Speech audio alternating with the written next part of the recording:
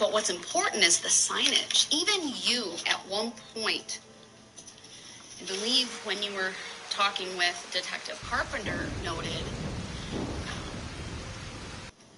it was my words, my assessment, it was clear something was going on. I think what you said was a lot of shit was blocked off. You'd driven past those signs on the staging area. The fact remains they were there, sir. And the fact remains is you told Detective Carpenter that.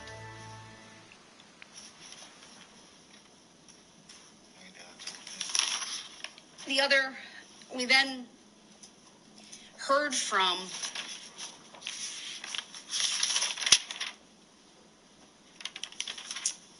the witnesses related to Ms. Patterson. We heard from Corey Runkle. We heard from Erica Patterson herself.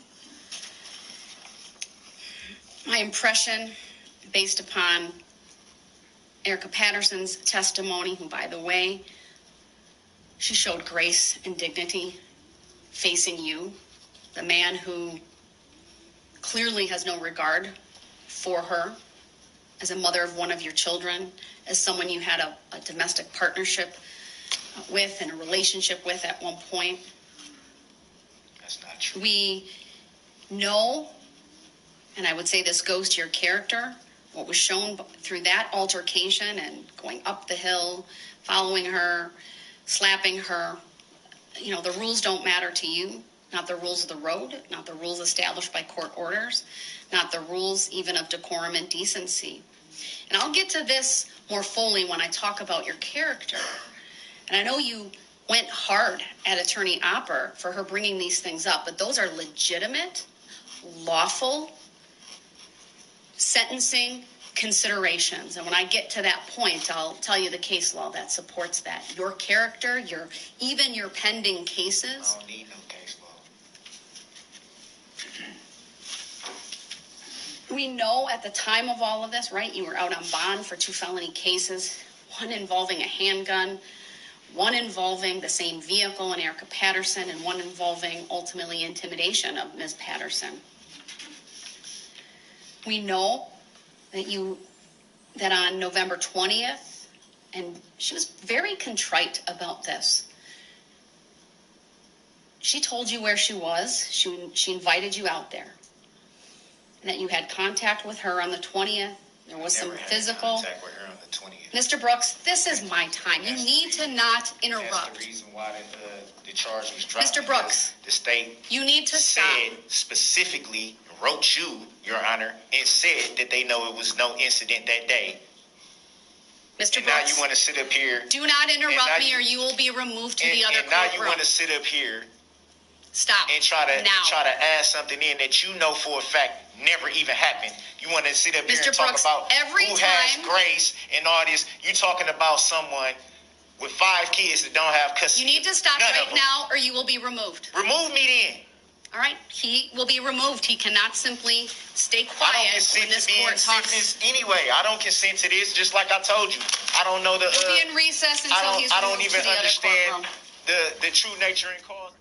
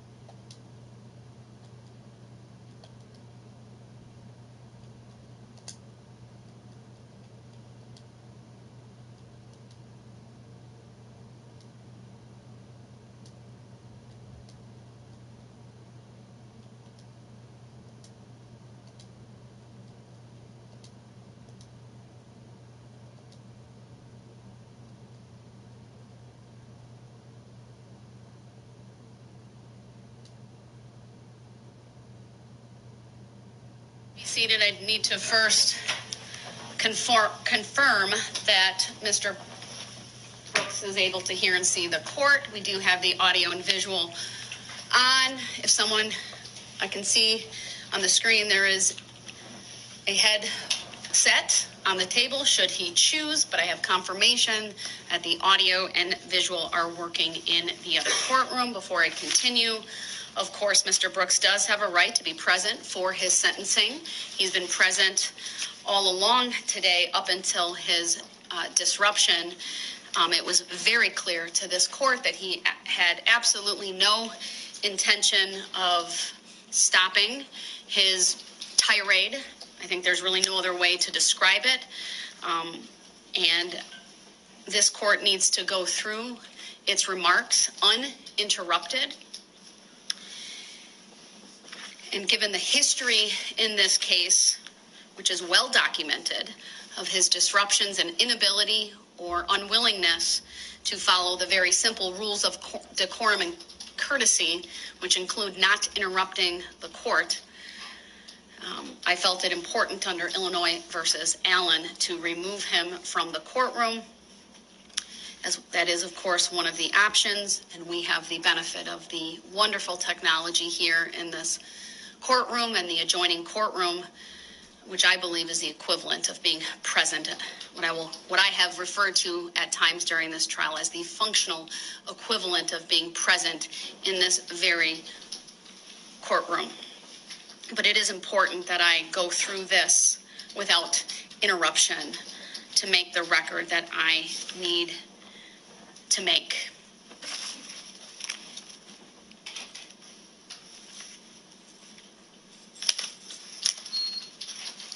I'm going to backtrack. No, you're not muted, sir. You're going to listen to me, and you're not going to interrupt. So I want to, I don't want to call it a tangent, but I'm looking for a note that I made.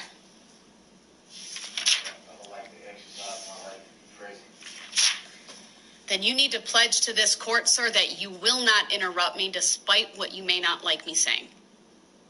Can you do that? I would like to exercise my right to be present. All right, he's not making that pledge, and under Illinois versus Allen, unless he makes that pledge, he's not coming back into this courtroom. You are not. All right, clearly he's going to keep repeating that statement, so I have muted him at this point.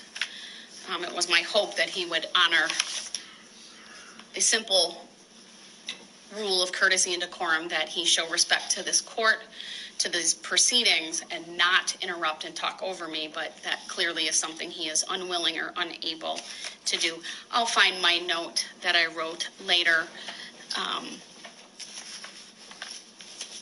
It had to do with, frankly, what this court has observed as a pattern with Mr. Brooks, and that is when testimony or statements by the court or statements by the prosecution team become unfavorable to him, he lashes out and he disrupts. And that has been borne out time after time after time during this trial. So let me go through and pick up where I left off about the trial. I am not going to go through everything in detail, but I think it's important that I set the stage, right, and the basis for my sentencing.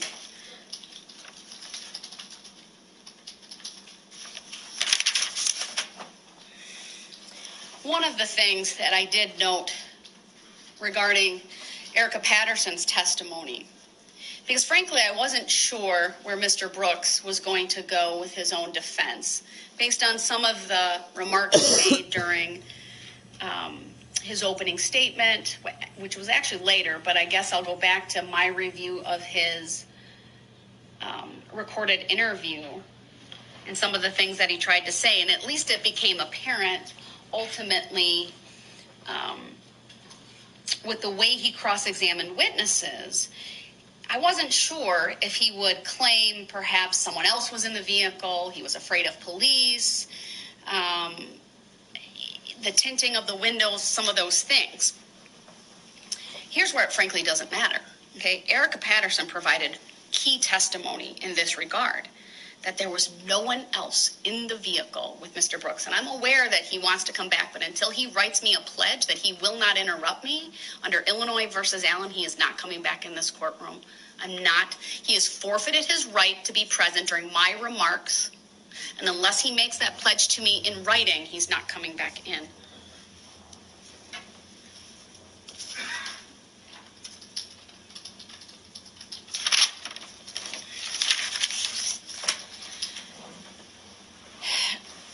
One of the things I tried to do in my preparation, and let me tell you, I reviewed all of my notes from this trial. I have, I think, 9 notepads.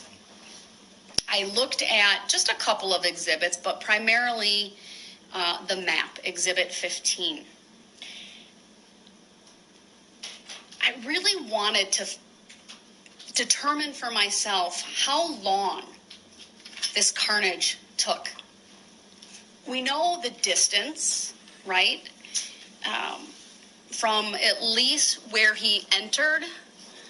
And you know what, Madam Clerk? Put my screen up, will you? Sure. Video conference. I'm going to put Exhibit 15 up because I think it's worth doing that. All right. We know he entered from White Rock, where the first star is on the right side, where it says Fleet 1, unmarked sedan and marked SUV. And that's where Detective Casey was. And so we know he goes 1, 2, 3 blocks before striking anyone. And then it's really about 5 blocks of what can only be described as chaos and carnage. We know we have, from the evidence and the testimony, 2 different speed calculations. One from Bosco's, that was the surveillance footage, between 33 and 34 and a half miles per hour. And then we have one farther down from the footage from Curry Insurance, where it was averaged 32 miles per hour. Now, I acknowledge math is not my strong suit. I did not do a calculation, but I don't think it took very long for all of this to happen. I think it was a matter of minutes. I think 5 minutes would even be far too long. It's probably 3, maybe. And it was somewhat hard to gauge during the trial because of how the state presented. And I don't mean this as a criticism, but they were very meticulous in showing video, breaking it down, showing it at half speed, sometimes 30% speed, to really get an understanding of what was happening. And at no point did anyone ever tell me or tell the jury how long this took. But even though it took just a couple of minutes, there were so many opportunities for Mr. Brooks to simply stop, turn around, turn down other streets before he ever crossed Barstow Avenue. And what we know is that at 4:37, Detective Tom Casey had the first police encounter with Darrell Brooks. Came face to face. Detective Casey at the hood of the car, coming eye to eye. The SUV brushed past him. And here's the thing. Detective Casey said he wasn't going very fast. To me, that tells me he had ample time to reflect about what he was about to do. If you look on that map,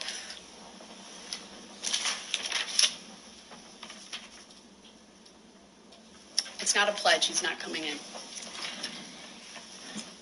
When you come down White Rock, you can take a hard left on East Main Street.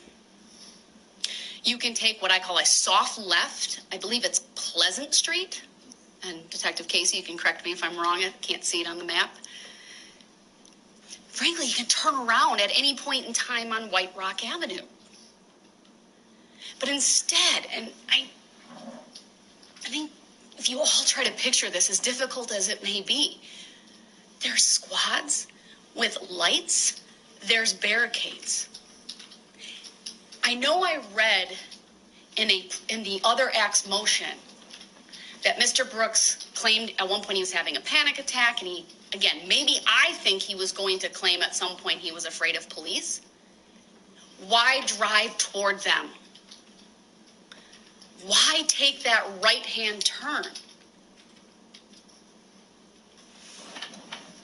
There's no reasonable explanation other than he was angry, he was full of rage, and he didn't care who he came in contact with, what he came in contact with, whether he drove past, through, at,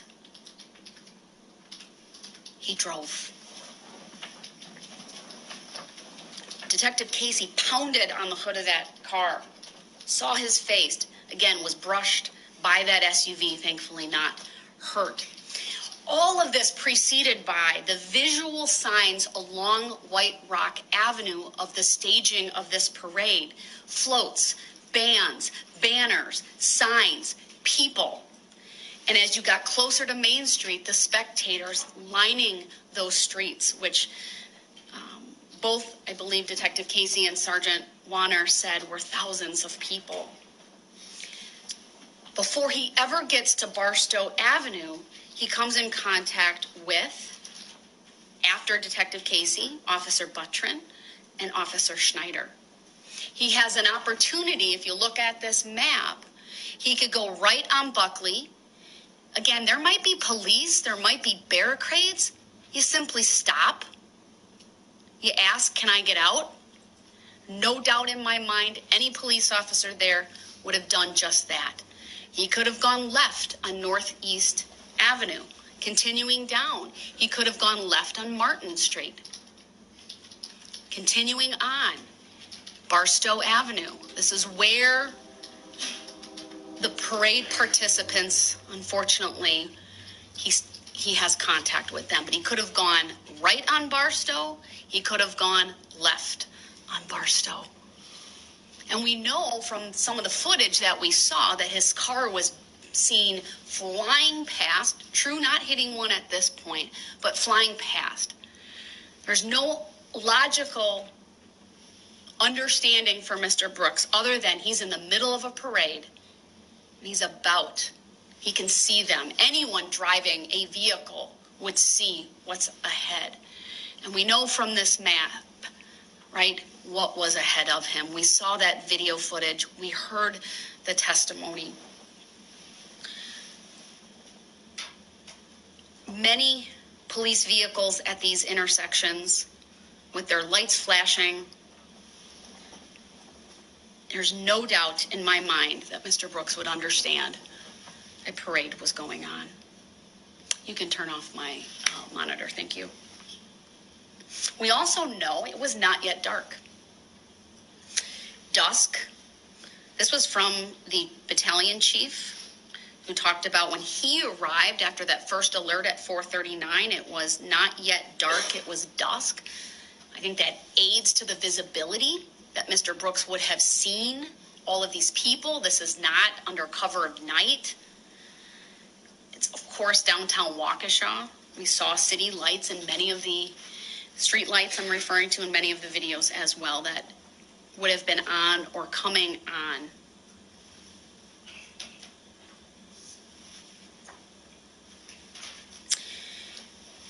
We know just past Barstow, he strikes his first victim, Nicole White.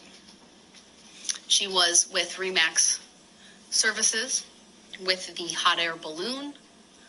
If anyone's seen that, we saw it in the video. That is unmistakable what that is. That would get anyone's attention. If this was a mistake, if he was lost, this was his very first opportunity to stop and do the right thing after causing injury to a person.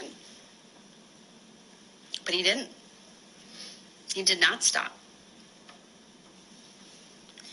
And then, of course, the Waukesha South Band.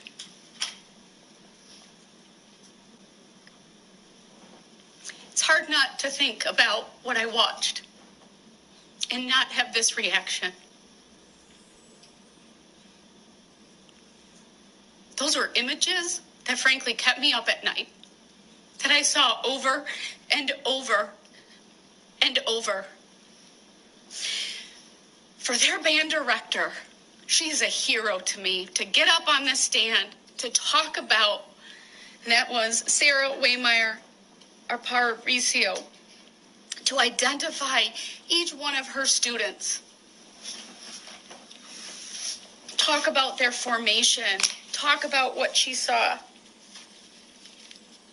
So strong for all of you.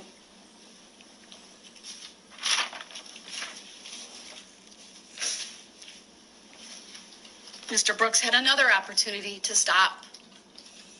This wasn't one isolated person that he could claim, I didn't know I struck someone. This was driving over people. What Kyle Jewell described as the SUV went over people like they were big, old speed bumps.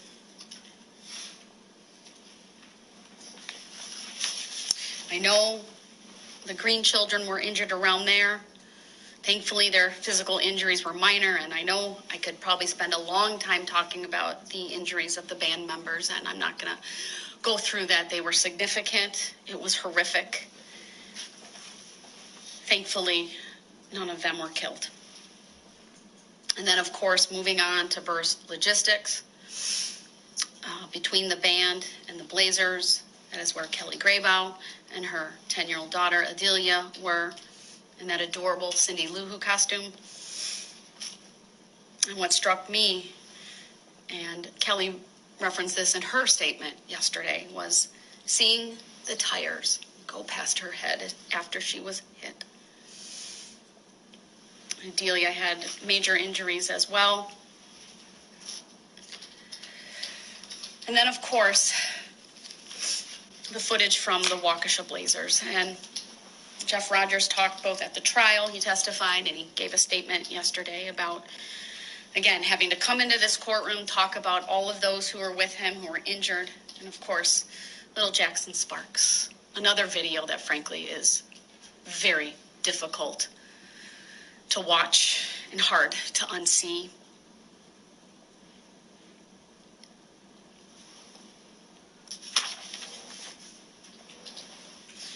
You heard not only Jeff, but Josh Craner talk about what happened. And Josh, of course, being struck.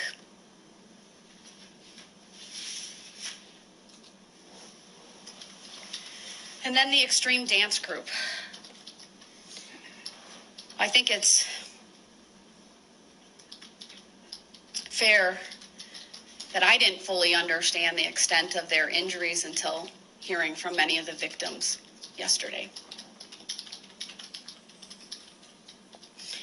I now understand why one of the girls called her aunt and said, my entire team is dead, because that's what it looked like. It was horrific.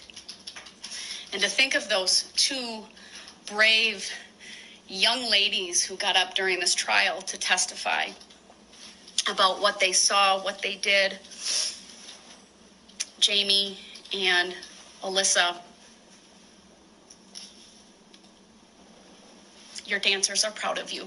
And because of you, justice has been served. We heard from others, spectators, Deborah Ramirez, regarding herself and her son,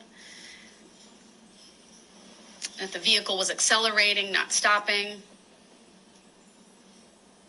A moment that sticks out to me was really Mr. Brooks trying to chastise her for not seeking medical attention right away. Her response was perfect. She waited due to the number of injured and all the blood she saw. Understandable. not something to be chastised for. And then moving on, and again, I know I'm not mentioning everybody. These are just some of the highlights that, and I should call them lowlights, not highlights, but some of the testimony and evidence that really, really impacted the court. Stephanie Bonesteel and her husband testified about what Citizens Bank was doing, hearing the impact against Jane, a very loud thud and an audible gasp from the crowd. Her husband, Adam, was driving the support vehicle, and when he was being cross-examined about why he didn't see the driver, again, he just simply said, "I thought it was my wife that had been hit. All I saw was the red poncho." And the only time we ever heard about brake lights was when Jane Kulik was on that vehicle and he braked so he could get her off the top and run her over.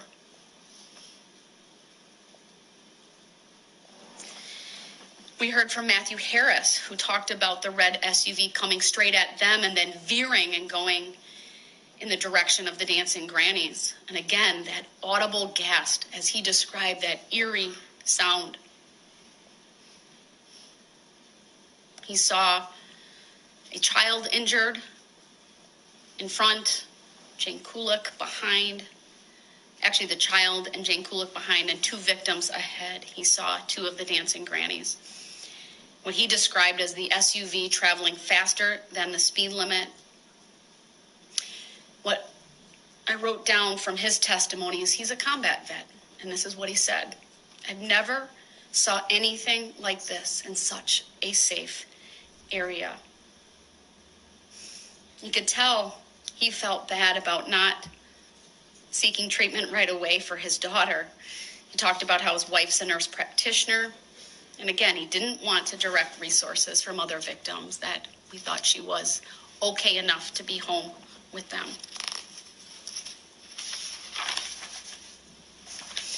Now, by this time in the parade, it's very clear the spectators are noticing something is not right. The sounds, the atmosphere has changed. There's screaming, there's gasping. There's a noticeable difference.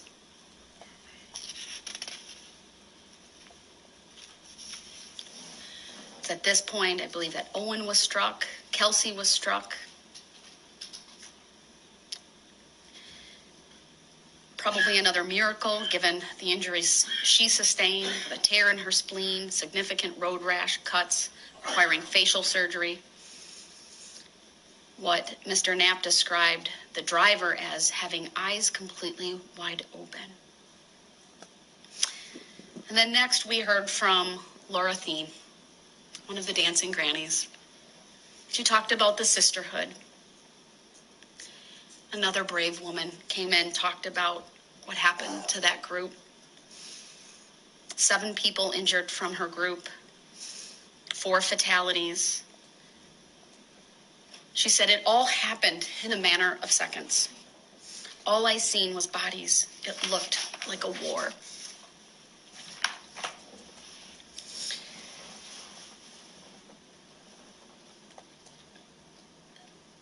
The 6 people who were killed suffered multiple blunt force traumatic injuries, severe, significant, some dying instantly. I was impressed by both Dr. Scheel and Dr. Bidzricki. Dr. Bidzricki for her attention to detail, her looking at that vehicle, inspecting it, looking at the heights where certain damage was done, and it being consistent in height with the individuals that she did the autopsies on. And of course, Dr. Scheel, and both of these individuals have testified before me, but Dr. Scheel, very shaken from the autopsy of little Jackson Sparks.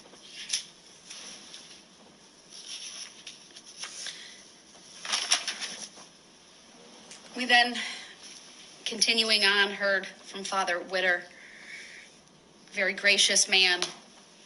He too talked about how he noticed something unusual, saw an SUV flying down the road, heard thuds. It was faster than anyone in their right mind would be going. He estimated it to be over 25 miles per hour. And then Lucas Hallmark, the off-duty police officer who was walking with his family on that day.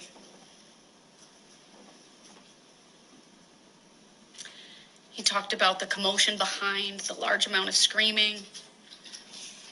You could feel it was palpable when he testified about having the wherewithal to try to get his kids out of the way, throwing his 3-year-old as far as he could out of the way.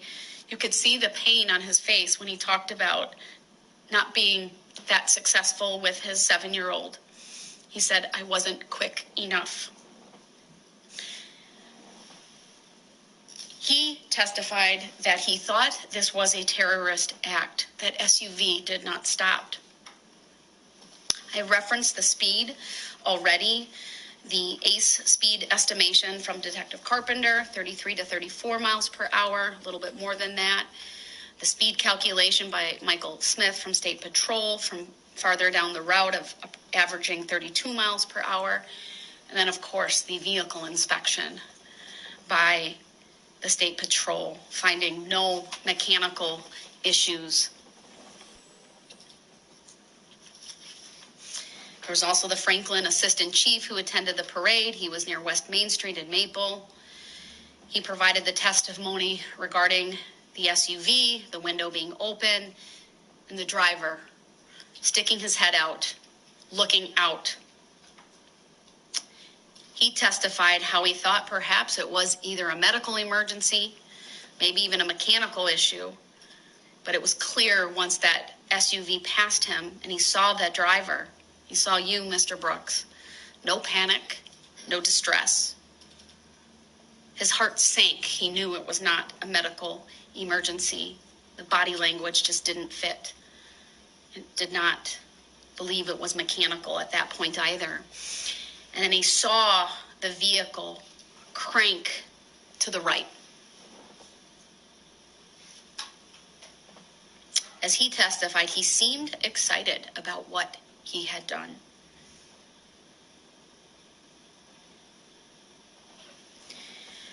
Another off-duty police officer, this one from Wauwatosa, talked about how he saw Mr. Brooks after the fact crash the vehicle, hear him yell out an expletive and run southbound. With his sweatshirt still on, we all saw that video. Of course, at one point, Officer Skolton had contact.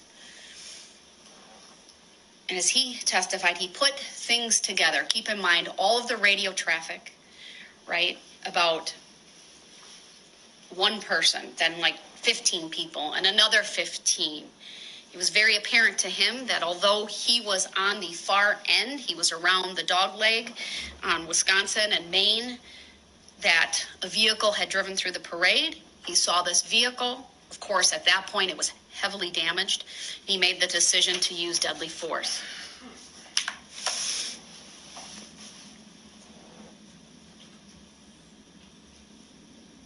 What did he do after? What did Darrell Brooks do after? We crashed the vehicle. He fled the scene in a hurry. He changed his appearance, took off his sweatshirt, loses his shoes, I think in a hurry to get out of there, not caring that they had fallen off. He puts his hair up. We saw that on a number of videos.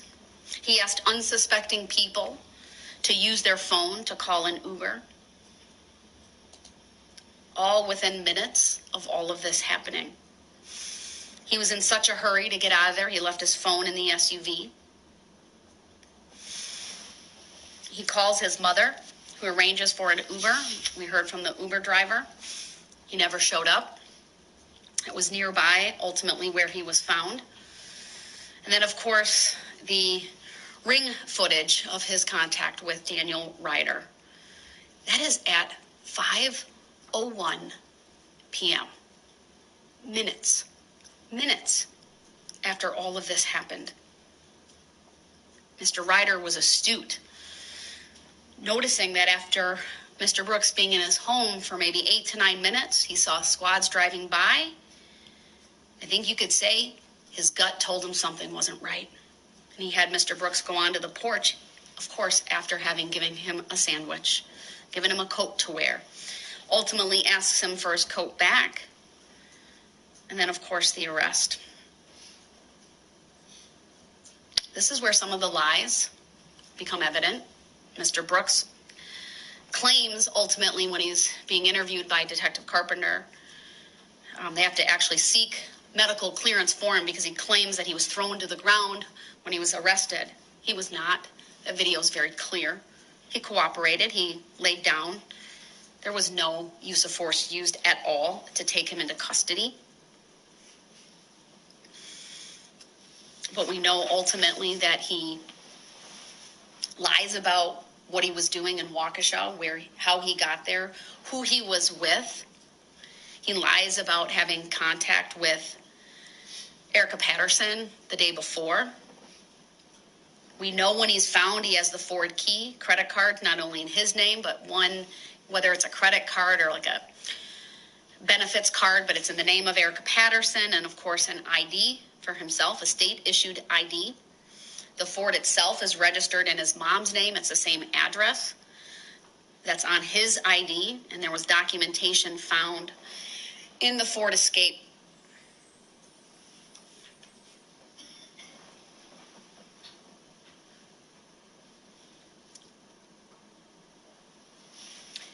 He's now in custody. He's taken to the substation, ultimately taken to Waukesha Memorial Hospital. What's notable about the video and audio clips that this court reviewed from the hospital, Mr. Brooks is calm. He's coherent. There's no obvious signs of impairment, no obvious signs or really any signs of mental distress. He makes statements that he's not from the area.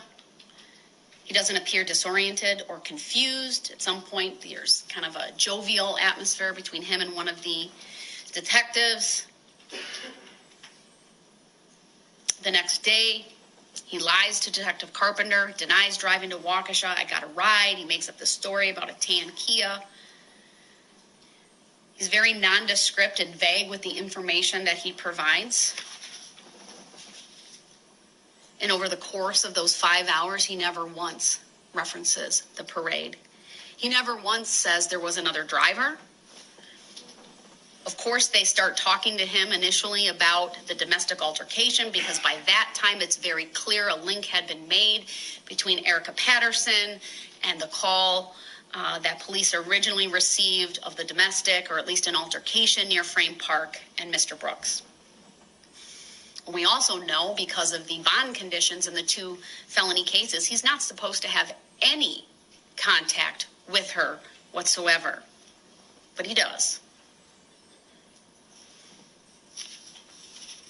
At no time during the 5 hours on November 22nd does he make any admissions. Does he show any concern for any of the victims? No empathy, only lies, only concern for himself, for his family. Can I have a phone call?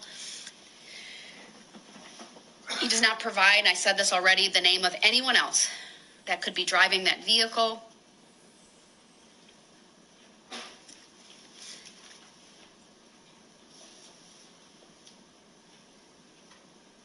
At one point, Detective Carpenter says, one of 2 people drove through the Waukesha Christmas parade. Either a God-fearing person who screwed up or the malicious guy. Darrell Brooks' response is, don't spin it.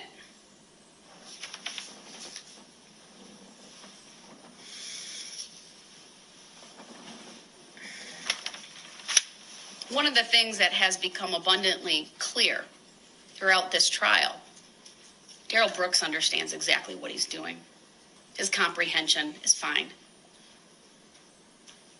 I have absolutely no concerns and have never had any concerns throughout this case and throughout this trial, or even through the past day and a half regarding his competency. He's intelligent, he's deliberate, he's purposeful. He made nuanced arguments during this trial, one about the right to counsel versus the right to the assistance of counsel. That's a sophisticated legal argument, not the product of someone who doesn't understand. He asked questions on cross regarding tint, horns. He brought up the recall after the fact. He talked and asked questions about, question about barricades, police being at the intersection.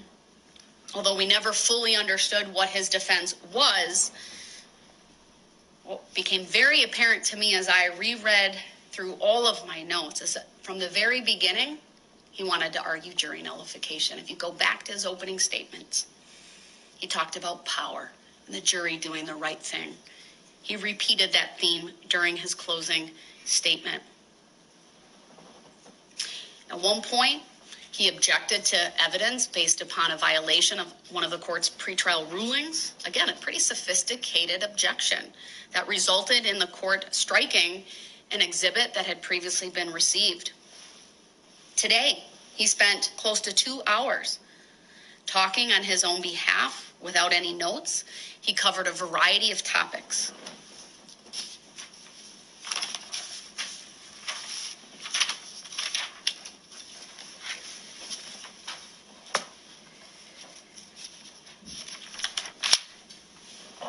I want to talk next about, here's my note that I found. One more thing on Mr. Brooks.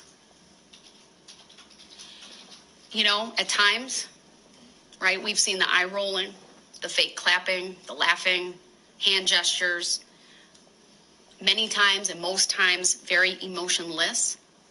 Unless he's doing those things, which would be really inappropriate and are inappropriate, his reactions are largely negative when things are not going his way. What did this community suffer as a result of this tragedy, this malicious conduct by Mr. Brooks? Well, I think many of the victims who spoke said it best. Lori Locken described it as this: a sense of personal safety you robbed from us.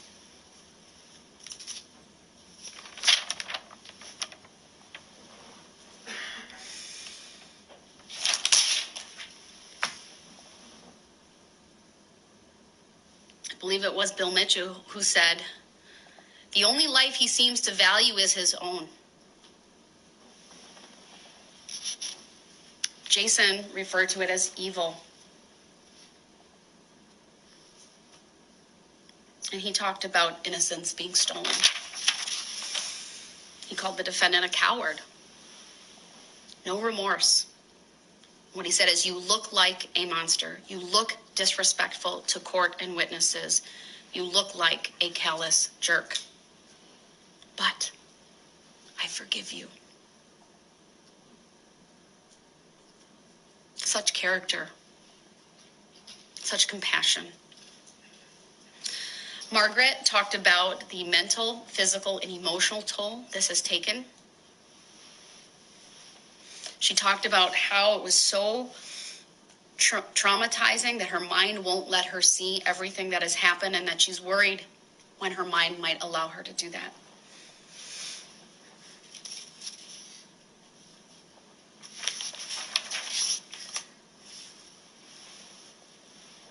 I'm thankful that she's 95% back to normal. She talked about emotionally every day she's reminded of the physical pain and the loss of self. But she's had tremendous support from family and friends, and that today she will move on.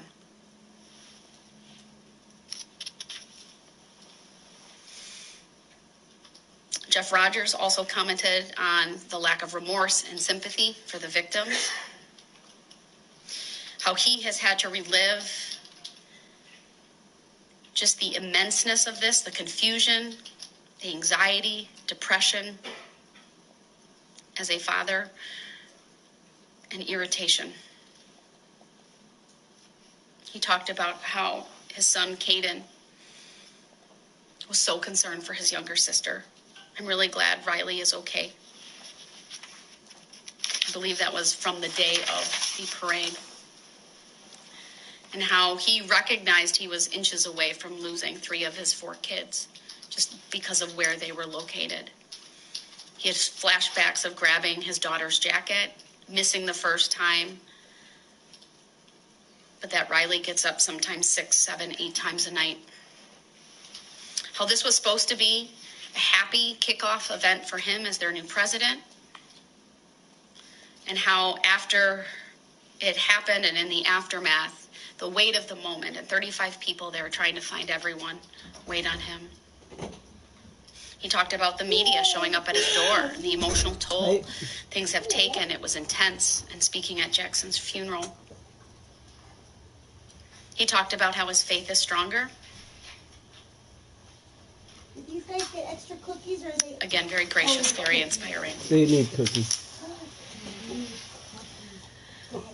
We heard next from Jessica and Juan, and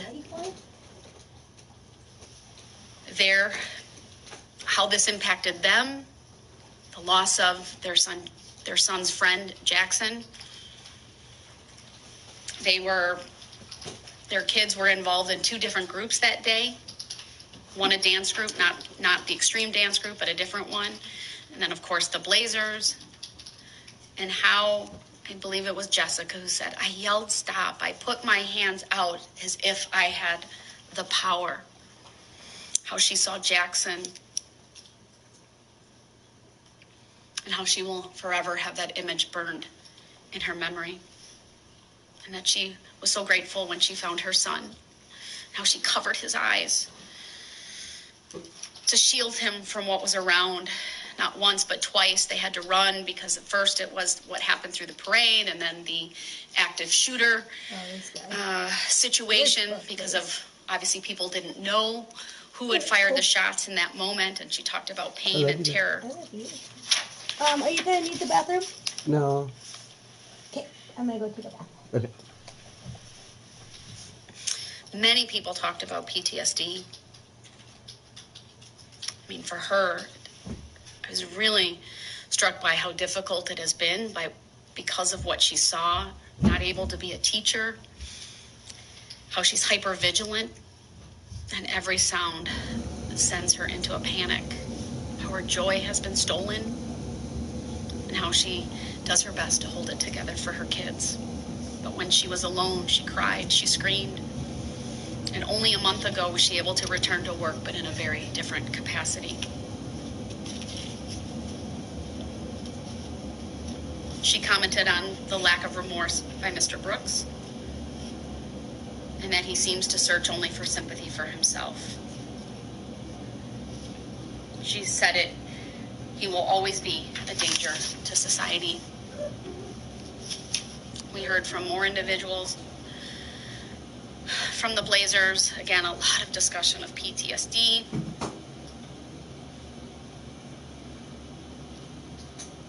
The sights and sounds of the SUV plowing through, the impact to her and the kids, the nightmares, how parking lots are problems, there's panic attacks, that no one will ever be the same. Of course, we heard next from the Sparks family. They're hurt, angry, they're traumatized, they're broken. It was difficult to even watch them make their statements.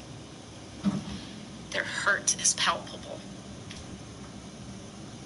She talked about her last hug with Jackson. How much does Jackson's charge for a little plastic? The horrible sounds she heard. Or a plastic bag? Yeah. Like a nickel? She saw a police officer holding Jackson.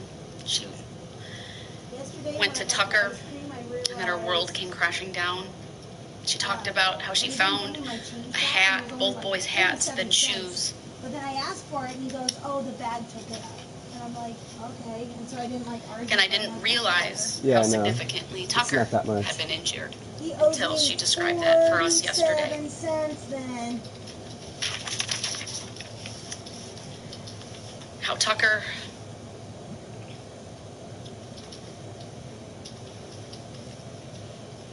somehow blames himself for his brother's. It's not your fault, Tucker. It's it's Mr. Brooks' fault.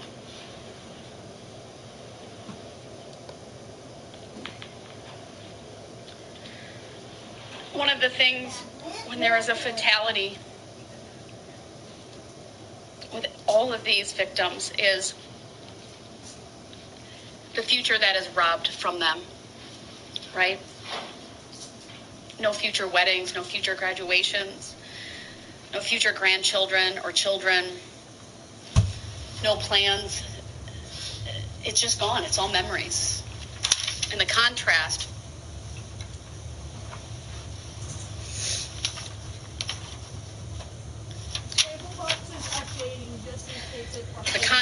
with, frankly, what Mr. Brooks will have, and that is even a life in prison, he'll make memories, he'll have phone calls, he'll have visits. He may even get to hug the people that he loves again. For the 6 individuals who lost their lives, that will never, ever be a reality. And that this family also talked about the lack of empathy, lack of remorse, no apology. I'm aware Mr. Brooks wants to come back.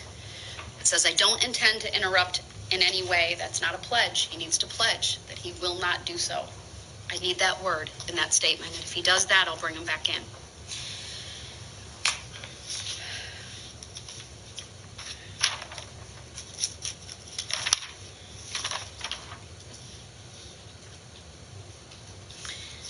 I'm going to try to go a little bit faster. Some of the comments. The yells and screams from that night will haunt me for the rest of my life. I'm asking the court to give the max for each conviction because he has given the community a life sentence of these memories.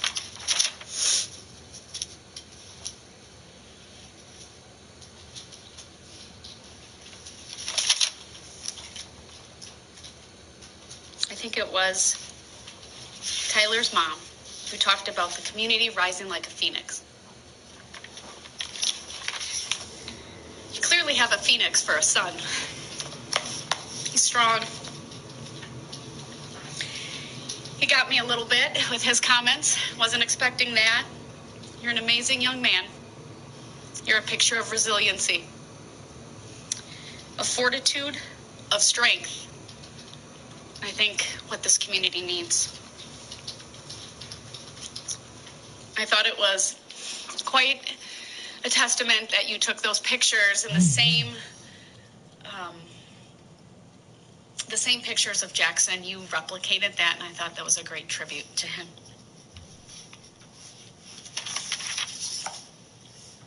You talked about, of course, rising up with Eric, who had significant injuries as well, both of you, and how you fought back and each were able to play baseball, even if not up to the full capacity that you had done previously. And then we next heard from Sasha, who's haunted by survivor guilt. My heart breaks for her. She talked about feeling empty, how she couldn't play soccer because her kicking leg would hurt from the injuries she sustained. She has difficulty sleeping, struggles with nightmares. Physically and emotionally, she feels stuck. She talked about maybe law school being in her future. And to her, I say, don't give him the satisfaction of holding you back. Rely on your friends and your family and be the phoenix that Tyler's mom spoke about.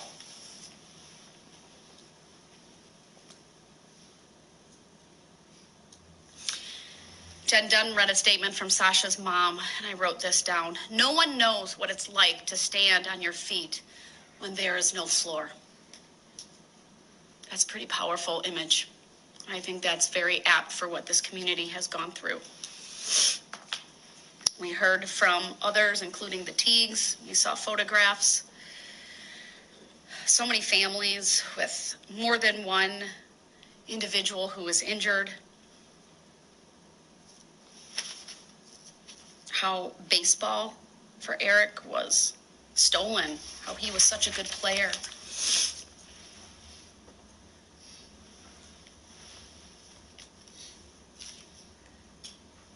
heard a lot about night terrors and, again, PTSD and trauma. One of the individuals talked about humor is good medicine, and I would echo that.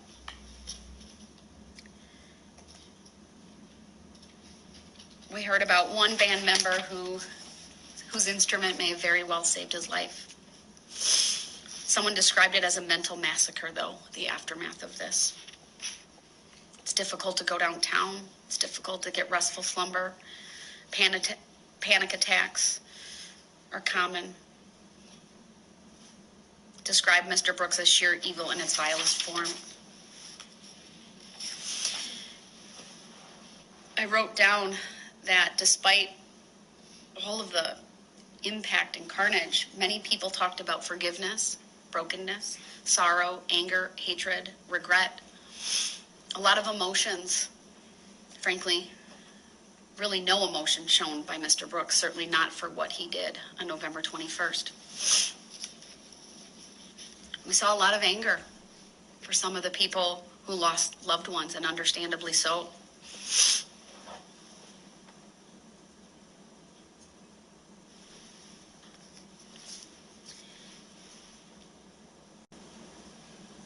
Many families were devastated.